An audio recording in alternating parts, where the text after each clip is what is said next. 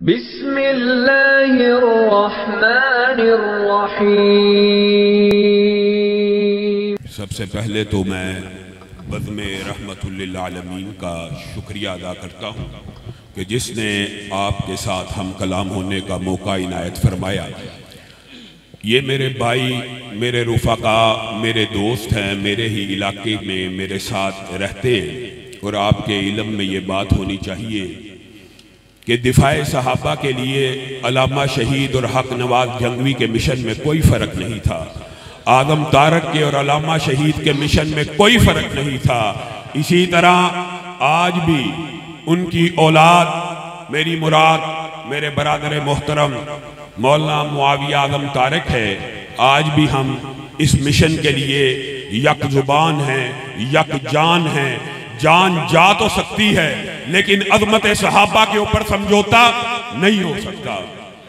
मौजूद सामीन गिरामी कदर, आज आपके सामने जैसा कि महफिल का उन्वान है हम्दो नात, रसूलुल्लाह सल्लल्लाहु अलैहि वसल्लम के हवाले से चंद गुजारिशात को रखना है और फिर अपने अहले सुन्नत मसालिक के अंदर जो बाज़ मुश्तरकात हैं उनके हवाले से भी अगर मौका मिला तो गुफ्तगू होगी। रसूलुल्लाह सल्लल्लाहु अलैहि वसल्लम का एक ज़ाहिर है, रसूलुल्लाह सल्लल्लाहु अलैहि वसल्लम का एक बातिन है।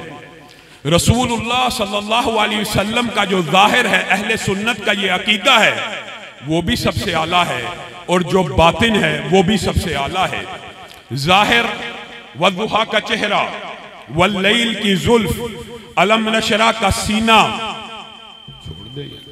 अलम नशरा का सीना। रसूलुल्लाह सल्लल्लाहु अलैहि वसल्लम ज़ाहरी तौर के ऊपर कितने हसीन हैं, कितने खूबसूरत हैं।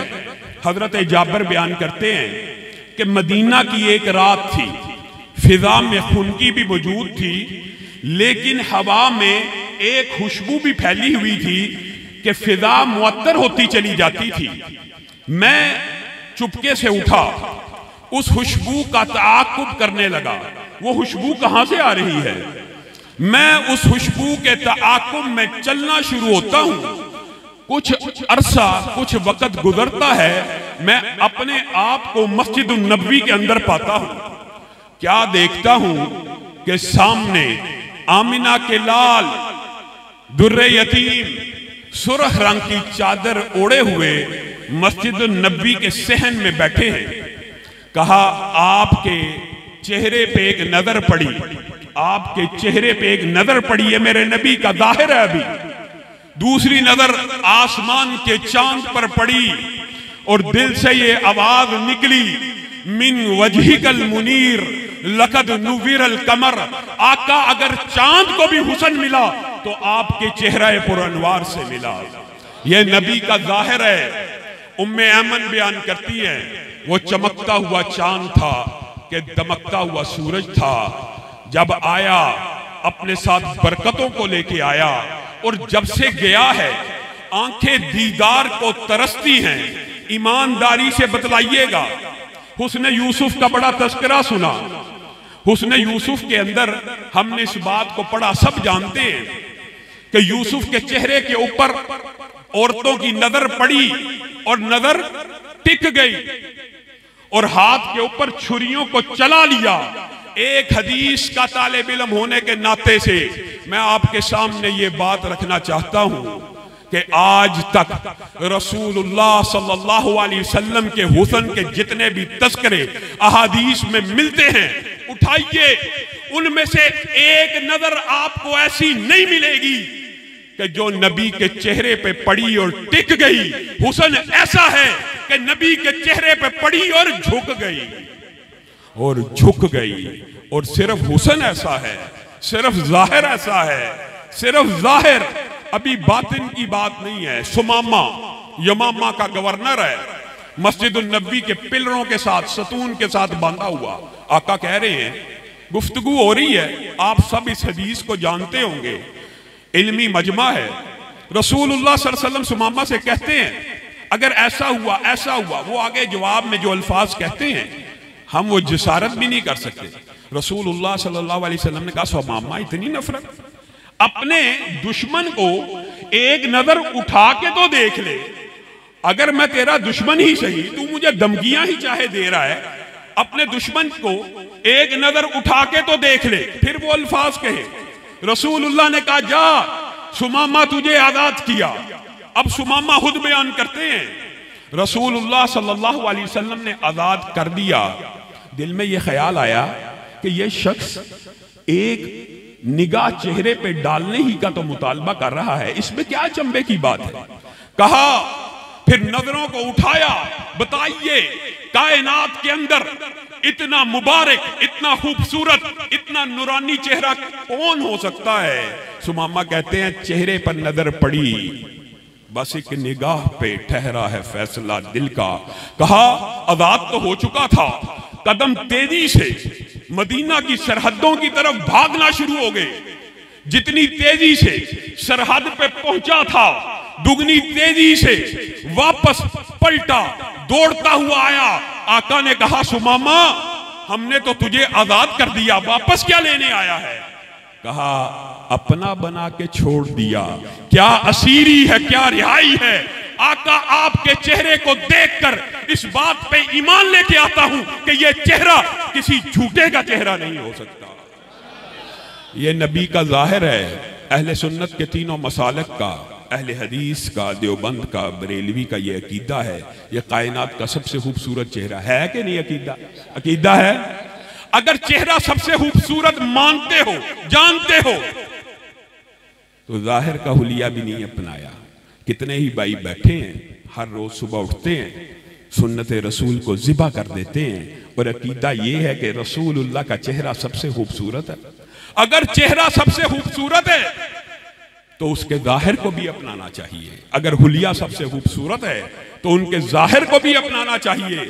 और हुस्न यूसुफ, दमे ईसा, यदे बैदादारी, आंचे हुबा, हमा दारन तु तन्हा दारी, शायर ने भी कमाल ही कर दिया। कहा बाकी नबियों के जितने मौजूदात थे सारे रसूलुल्लाह की जात के अंदर इस तरह कामिल तौर पर अल्लाह रब्बुल इज्जत ने उनको जाहिर किया कि मूसा ने क्या किया था, समुंदर के ऊपर असा को मारा, असा समुंदर पे लगा, दरिया पे लगा, दरिया दो टुकड़ों में तकसीम हुआ, लश्कर चल पड़ा। लेकिन जब रसूलुल्लाह सल्लल्लाहु अलैहि वसल्लम की बारी आई, ना लाठी है ना समुंदर है, सिर्फ उंगली का इशारा है। चांद को सिर्फ देख के इशारा किया, उंगली चांद पे लगे या ना लगे, चांद दो टुकड़ों में तकसीम हो गया। मूसा है, असा पत्थर पे मारा, पत्थर से चश्मा रमा हो गया। ईमानदारी से बताइए, और पानी और चश्मे रमा कहां से होते हैं? पत्थरों ही से तो होते हैं। लेकिन जब मेरे रसूल और पैगंबर की बारी आई, ना पत्थर की हाजत है ना लाठी की हाजत है, 5 उंगलियों को सीधा किया, 5 नहरों को रवा कर दिया। आप बताइए, ईसा को मौजज़ा मिला कि वो मुर्दों को अल्लाह के हुक्म से जिंदा कर दिया करते थे। लेकिन ईमानदारी से आपने जरा गौर करना है, मुर्दे जिसको जिंदा करते थे वो अपनी जिंदगी में कलाम करता था कि नहीं था करता? इंसान ही तो कलाम करता है। उनको जिंदा करते थे, वो दोबारा कलाम करते थे, जो बात पूछनी होती थी पूछ ली जाती थी। जब रसूलुल्लाह सल्लल्लाहु अलैहि वसल्लम की बारी आई तो मुर्दों ने कलाम न किया। आज रसूलुल्लाह मिंबर से उतरे, वो मिंबर धाड़े मार के रोना शुरू हो गया कि रसूलुल्लाह से जुदाई है। रसूलुल्लाह ने उसको गले से लगाया और कहा अल्लाह की कसम, अगर मैं इसको सीने से ना लगाता क़यामत कायम हो जाती, ये रोता चला जाता। ये नबी करीम सल्लल्लाहु अलैहि वसल्लम का जाहिर है, ये नबी करीम सल्लल्लाहु अलैहि वसल्लम का मकाम और मर्तबा है। लेकिन मेरे भाइयों, ये सिर्फ जाहिर की बात है। जहां तक बातनी मकाम और मर्तबे का ताल्लुक है तो सुबहानल्लज़ी असरा बिअब्दिही लैलम मिनल मस्जिदिल हराम, सिर्फ एक हदीस भी इंसान को समझ आ जाए, अकीदे इख्तिलाफात खत्म हो जाएं, और सबका अकीदा भी यही है, आपका भी मेरा भी, कहने वाले का, सब सुनने वालों का। नबी का बातनी मकाम और मर्तबा क्या है? रसूलुल्लाह सल्लल्लाहु अलैहि वसल्लम को जिब्रील अमीन एक ही रात में मस्जिद अक्सा ले गए, फलस्तीन ले गए। रसूलुल्लाह सल्लल्लाहु अलैहि वसल्लम ने वहां पे बड़े चमकदार, रोशन, नूरानी, सुर्ख और सफेद चेहरे देखे। रसूलुल्लाह सल्लल्लाहु अलैहि वसल्लम भी हैरान रह गए। जिब्रील अमीन से मुआतब होकर कहने लगे, ए जिब्रील, इतने खूबसूरत चेहरे मैंने आज तक नहीं देखे, ये कौन लोग आए? कहा, आदम से लेकर ईसा तक जितने रसूल और पैगंबर दुनिया में आए थे, आज मोजज़े के तौर पर इनको दुनिया में बुलाया गया। इनको दुनिया में बुलाया गया, ये क्या करने के लिए आए हैं? ये नमाज को अदा करने के लिए आए हैं। ये नमाज अदा क्यों नहीं करते? इनको अपने इमाम का इंतजार है। इनका इमाम कौन है? उस वक्त जिब्रील अमीन ने रसूलुल्लाह सल्लल्लाहु अलैहि वसल्लम के कांदा अक़दस के ऊपर हाथों को रखा और आपको 1,24,000 कमोबेश अंबिया के मुसल्ला इमामत पर खड़ा कर दिया। ये नबी का बातनी मकाम मर्तबा है। और अगर बात आई है तो ये भी सुन लीजिए, अभी रसूलुल्लाह सल्लल्लाहु अलैहि वसल्लम छोटे थे। इस रवायत के अंदर बास संदों के ऊपर मुहद्दिसीन ने एतराज किया, लेकिन मफहूम के ऊपर इत्तफाक किया। रसूलुल्लाह भी छोटे हैं। दो फरिश्ते आए, एक ने कहा हुआ हुआ, क्या ये वही है? दूसरे ने कहा नाम, हुआ हुआ ये वही है। इसके आसमान के ऊपर बड़े तज़किरे हैं, इसके आसमान के ऊपर बड़े चर्चे हैं, ये बड़ा बुलंद मुकाम वाला, मर्तबे वाला। मेरे भाइयों, सिर्फ इस एक बात को समझ लो, रसूलुल्लाह का मकाम और मर्तबा समझ आ जाएगा। उन्होंने कहा, इसके मकाम और मर्तबे को जरा तोलो, जरा गिनो, ये कितना बुलंद है, ये कितना आला है, ये कितना अफजल है। मेरे नबी को एक आदम के बेटे से तोला गया, मेरे नबी का पलड़ा भारी हो गया। उन्होंने कहा, 1 से ना तोलो, 10 से तोलो, 100 से तोलो, 1000 से तोलो, 1,00,000 से तोलो। मेरे भाइयों, तखय्युलाती तौर के ऊपर उन फरिश्तों ने आदम के 1,00,000 बेटों को एक पलड़े में रखा, तन्हा अमीना के लाल को दूसरे पलड़े में रखा। और जब मेरे नबी का वजन हुआ, मेरे नबी का पलड़ा भारी हो गया। उन्होंने कहा, 1,00,000 से भी नहीं तुलेगा, 10 लाख से तोलो, 1 करोड़ से तोलो, 1 अरब से तोलो। जब मेरे नबी को 1 अरब से तोला गया, मेरे नबी का पलड़ा भारी हो गया। उन्होंने कहा, ऐसे नहीं तुल सकता, क्या किया जाए? और जरा इस बात के ऊपर गौर करो, आज आबादी 7 अरब है, सिर्फ आज की आबादी। और 7 अरब को भी जब मेरे नबी के साथ तोला गया, मेरे नबी का पलड़ा भारी हो गया। उन्होंने कहा, ऐसे नहीं तुल सकता, सारी इंसानियत को एक पलड़े में डाल दिया जाए, सारी इंसानियत को एक पलड़े में डाल दिया जाए। और मेरे भाइयों, अल्लाह के लिए इस बात को समझ जाइए, सारी इंसानियत को एक पलड़े में डाल दिया जाए। उस इंसानियत के अंदर सारे रसूल मौजूद हैं कि नहीं? हर नबी के साहबी मौजूद हैं कि नहीं? हर उम्मत के शहीद मौजूद हैं कि नहीं? हर उम्मत के सिद्दीक मौजूद हैं कि नहीं? और जब मेरे नबी को पूरी इंसानियत से तोला गया, अल्लाह की कसम मेरे नबी का पलड़ा भारी हो गया। अल्लाहु अकबर, जिंदाबाद जिंदाबाद। मेरे भाइयों, ये नबी का जाहिर है, ये नबी का बातिन है।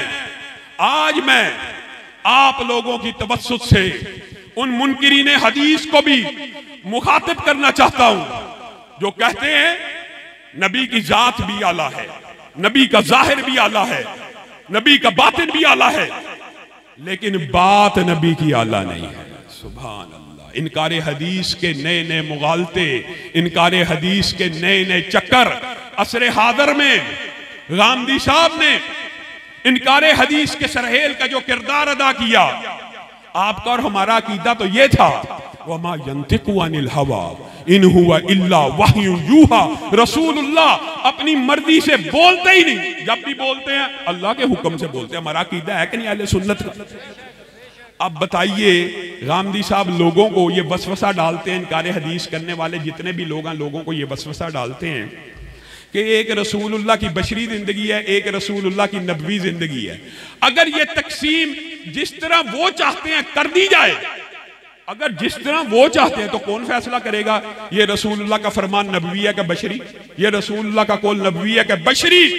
और आप हैरान रह जाएंगे, गांधी साहब जो लोगों को मुगालता डाल रहे हैं, यही मुगालता अब्दुल्ला बिन अमर बिन अल आस को उस दौर के कुरैशियों ने डाला था। और अपनी तरफ से नहीं कह रहा, सही सनद के साथ अहले सुन्नत के अंदर यह हदीस मौजूद है। क्या कुरैशियों ने कहा, ए अब्दुल्ला बिन अमर, तू रसूलुल्लाह सल्लल्लाहु अलैहि वसल्लम की हर बात ही लिख लेता है, तू रसूलुल्लाह की हर बात ही लिख लेता है। रसूलुल्लाह ही बशर, रसूलुल्लाह बशर हैं, यतकल्लमु फिल गज़बि वर्रिज़ा, रसूलुल्लाह कभी खुशी में होते हैं, कभी गमी में होते हैं। आपके मुंह से जो बात निकलती है आप लिख लेते हो, जरा ख्याल किया करो। यही इनकारे हदीस का मुगालता उस दौर में भी डला था, वही मुगालता। अब्दुल्ला बिन अमर ने लिखना छोड़ दिया। रसूलुल्लाह सल्लल्लाहु अलैहि वसल्लम बाहर आए, कहने लगे, मैं पहले तुझे देखता था, तू लिखा करता था, अब तू लिखता नहीं है। उन्होंने बयान कर दिया कि ये कुरैश मक्का ने मुझे ये मुगालता डाला है। तो रसूलुल्लाह सल्लल्लाहु अलैहि वसल्लम ने अहले सुन्नत का एक अकीदा और मनहज बयान किया। वो क्या था? उक्तुब उक्तुब फवल्लज़ी नफ्सी बियदी, लिखा कर उस जात की कसम जिसके हाथ में मैं मोहम्मद सल्लल्लाहु अलैहि वसल्लम की जान है, मा यखरुजु मिन्हु इल्ला हक, इस जुबान से हक के अलावा कुछ नहीं निकलता। रसूलुल्लाह की जुबान से हक के अलावा कुछ नहीं निकलता। रसूलुल्लाह की जिस तरह जात आला है उसी तरह बात आला है, रसूलुल्लाह की जिस तरह जात आला है उसी तरह बात आला है। और मेरे भाइयों, रसूलुल्लाह वही के ताबे बोलते हैं, रसूलुल्लाह की जुबान से हक के अलावा कुछ नहीं निकलता। अहले सुन्नत का इसके अलावा भी एक अकीदा है। वो क्या है कि सिर्फ बात, सिर्फ कौल हक नहीं है, बल्कि रसूलुल्लाह का हुक्म भी अल्लाह का हुक्म है, रसूलुल्लाह का हुक्म भी अल्लाह का हुक्म है। और ये बात भी मैं अपनी तरफ से नहीं कह रहा। मा कतअतुम मिन लीनतिन औ तरक्तुमूहा काइमतन अला उसूलिहा फबिइज़्निल्लाह, इस आयत का जाके तर्जमा पढ़ लीजिए और गामदी को इसका तर्जमा सुना दीजिए। मुनकरीन हदीस के सारे फलसफे जमीन बोझ हो जाएंगे। मा कतअतुम मिन लीनतिन औ तरक्तुमूहा काइमतन अला उसूलिहा फबिइज़्निल्लाह, जो तुमने आपके इल्म में होगा बनु नुज़ैर का सारा वाकया। रसूलुल्लाह सल्लल्लाहु अलैहि वसल्लम ने जब उनका मुहासरा किया तो क्या हुक्म दिया? ये खजूर के चंद दरख्तों को काट दो और चंद दरख्तों को छोड़ दो। हुक्म किसने दिया था? रसूलुल्लाह ने। हुक्म किनको दिया था? सहाबा को। हुक्म किसने दिया था? ये बात समझने की जरूरत है। हुक्म किसने दिया था? रसूलुल्लाह ने। क्या हुक्म दिया? चंद को काट दो, चंद को छोड़ दो। अब यहूदियों ने भी वही इनकारे हदीस का फलसफा, यहूदियों ने भी सहाबा को मुगालता डालना शुरू किया कि ये रसूलुल्लाह ने जो हुक्म दिया है, ये नबी हैं, ये पैगंबर हैं, ये रसूल हैं, ये दरख्तों को काटने का हुक्म देते हैं। जंगों में तो दरख्तों को काटने का हुक्म नहीं है। वसवसा डाला, मुगालता डाला, किसके हुक्म के बारे में? रसूलुल्लाह के हुक्म के बारे में। जब ये मुगालता सहाबा में आया, आसमान से आयतें उतरना शुरू हो गई और ये भी आयत तब नाज़िल हुई, मा कतअतुम मिन लीनतिन औ तरक्तुमूहा काइमतन। और मेरे भाइयों, इस आयत को याद करो, अल्लाह क्या कह रहा है? नहीं तुमने दरख्तों को काटा और नहीं तुमने दरख्तों को छोड़ा। किसके हुक्म से? फबी इज़्निल्लाह, फबी इज़्निल्लाह, फबी इज़्निल्लाह। अल्लाह के हुक्म से नहीं काटा, और अल्लाह के हुक्म से जो काटे हैं वो तुमने अल्लाह के हुक्म से काटे हैं, और जिनको नहीं काटा वो भी अल्लाह के हुक्म से नहीं काटा। सारी दुनिया के मुनकरीन हदीस जमा हो जाए। ये जो अल्लाह कह रहा है, अल्लाह कह रहा है कि हुक्म मैंने दिया था। हुक्म किसने दिया था? हकीकत में रसूलुल्लाह ने। लेकिन अल्लाह कह रहा हुक्म मैंने दिया था। गामदी साहब पूरे कुरान पाक में वो हुक्म उठा के दिखा दीजिए जो अल्लाह ने दिया था। ये रसूलुल्लाह ही के हुक्म को अल्लाह कह रहा है मेरा हुक्म है। और जरा बात अगर आसान कर दी जाए तो मेरे भाइयों, कितनी आम फहम बात है। रसूलुल्लाह हज के मौके के ऊपर हज की बाद चीजों को बयान कर रहे हैं। एक साहब भी खड़े होते हैं और कहते हैं, आफी कुल्ली आमिन या रसूल अल्लाह, क्या हज हर साल फर्ज है? रसूलुल्लाह इग्नोर करते हैं, फिर पूछते हैं, फिर इग्नोर करते हैं, फिर पूछते हैं। 3 दफा पूछा, रसूलुल्लाह सल्लल्लाहु अलैहि वसल्लम ने जवाब न दिया। थोड़ा अरसा गुजरा, रसूलुल्लाह ने बुलाया और कहा वो जो सवाल पूछता था वो कहाँ है? वो आ गए। रसूलुल्लाह सल्लल्लाहु अलैहि वसल्लम ने वहां पे अहले सुन्नत के तीनों मसालक का ये अकीदा बयान किया, और ये अकीदा आज हमारा होना चाहिए। रसूलुल्लाह सल्लल्लाहु अलैहि वसल्लम ने कहा, लौ कुल्तु नअम, अगर मैं ये कह देता जी हां, यानी नून आइन मीम सिर्फ 3 हरफ कह देते। कौन? रसूलुल्लाह सल्लल्लाहु अलैहि वसल्लम। अगर कहते हैं तूने मुझसे सवाल पूछा था कि हर साल के लिए फर्ज है, लौ कुल्तु नअम ला वजबत, अल्लाह की कसम अगर मैं कह देता फर्ज है तो मेरी उम्मत के ऊपर हमेशा के लिए फर्ज हो जाता। बात खत्म। रसूलुल्लाह की जिस तरह जात आला, उसी तरह रसूलुल्लाह सल्लल्लाहु अलैहि वसल्लम की बात आला। लेकिन मेरे भाइयों, ये बात समझने के बाद भी आपसे एक शिकवा करना है, आपसे एक शिकायत करनी है। वो क्या है? पाकिस्तान बने हुए 70 बरस बीत गए, 75 बरस बीत गए। पाकिस्तान किस बुनियाद पे बना था? ला इलाहा इल्लल्लाह। शुक्र है बुनियाद याद है, वरना हुक्मरान तो बुनियादों के ऊपर हमला आवर हैं और भूल चुके हैं। पाकिस्तान किस बुनियाद पे बना था? पाकिस्तान में पीपल्स पार्टी की हुकूमत आई, नून लीग की हुकूमत आई, पीटीआई की हुकूमत आई, सेकुलर और लिबरल पार्टीज की हुकूमत आई। पाकिस्तान जिस बुनियाद पे बना था, आज तक अगर नहीं आया तो पाकिस्तान में इस्लाम नहीं आया। बाकी लिबरल भी आए, सेकुलर भी आए, नून भी आई, पीटीआई भी आई, हर पार्टी ने हुकूमत कर ली। मौका नहीं मिला तो किसको नहीं मिला? इस्लाम को नहीं मिला। मौका नहीं मिला तो किसको नहीं मिला? इस्लाम को नहीं मिला। आज हमें शरअ सदर के साथ, वुसअत ज़र्फी के साथ, वुसअत कल्बी के साथ मैं आज अपने देवबंदी भाइयों के स्टेज पे आया हूं, खुले दिल से आया हूं और इनको अपना भाई मानता हूं। ये लोग मेरे से मोहब्बत करते हैं, मैं इनसे मोहब्बत करता हूं। हम एक स्टेज पे क्यों आ रहे हैं? आज जरूरत इस अमर की है मेरे भाइयों, जहां तक इख्तलाफ है वो भी इकरार करना चाहिए, मुदाहनत भी नहीं होनी चाहिए। हम इबादत की अदायगी में और अकीदे में बाद जगह पे इख्तलाफ रखते हैं, लेकिन ईमानदारी से बतलाइए। मैं इसके अंदर बरेलवियों को भी शामिल करता हूं। क्या कोई देवबंदी हो, बरेलवी हो, अहले हदीस हो, उसके नजदीक चोरी जायज है? शराब पीना जायज है? डकैती जायज है?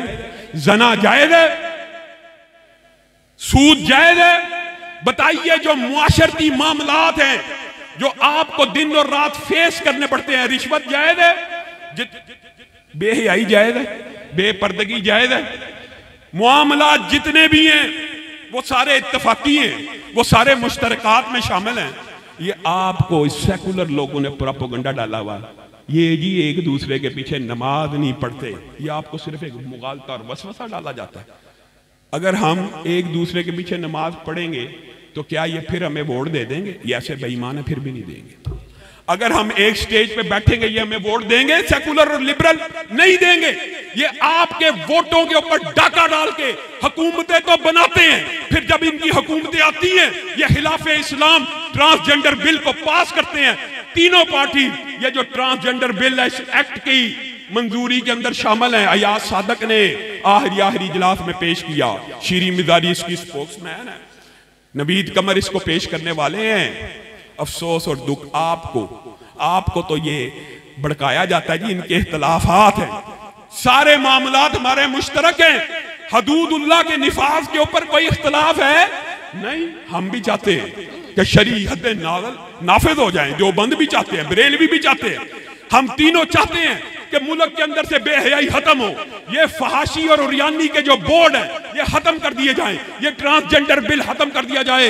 लेकिन इन सारे इत्तफाकात को खत्म करने के लिए चंद इख्तलाफात को सामने लेके आया जाता है और उसकी वजह से आपके वोट बैंक के ऊपर डाका डाला जाता है, आपके वोट बैंक को मुंतशिर किया जाता है। और मेरे भाइयों, आपसे ये शिकवा है, जिस तरह KPK के अंदर उलमा ने मेहनतें की और मौलाना फजलुर रहमान ने दीन पसंदों के वहां पे हल्के बना लिए, आज पंजाब में भी इस बात की जरूरत है कि दीन पसंद, इस्लाम पसंद मुत्तहिद होके, मुत्तफिक होकर तीनों मसालक एक साथ मिलकर अपनी हल्का जाती सियासत का आगाज करें और पाकिस्तान के अंदर, पंजाब के अंदर अपने नए हल्के बनाए जो इस्लामी कुव्वतों की ताकत का मजहर बन जाए। आपको ये काम करना होगा, आपको ये काम करना होगा। वजह, आपने नून लीग को आजमा लिया और मेरे भाइयों पीटीआई को आजमा लिया, पीपल पार्टी को आजमा लिया, हालात बदले। वही दीरी न बीमारी, वही ना मुहकमी दिल की, इलाज इसका वही आबे निशात अंगेज है साकी। इस वतन के हालात अगर बदलेंगे, अल्लाह की कसम इस्लामी निजाम से बदलेंगे, इस्लामी कुरान से बदलेंगे, इस्लामी हदीस से बदलेंगे। मेरे भाइयों, आपने ये फलसफा तो अपना लिया। हैरान होता हूं मैं, पंजाबियों की अकल के ऊपर भी बंदा हैरान रह जाता। चलो केपीके के लोगों ने तो उलमा को अपने सर का ताज मान लिया। आप क्या हैं?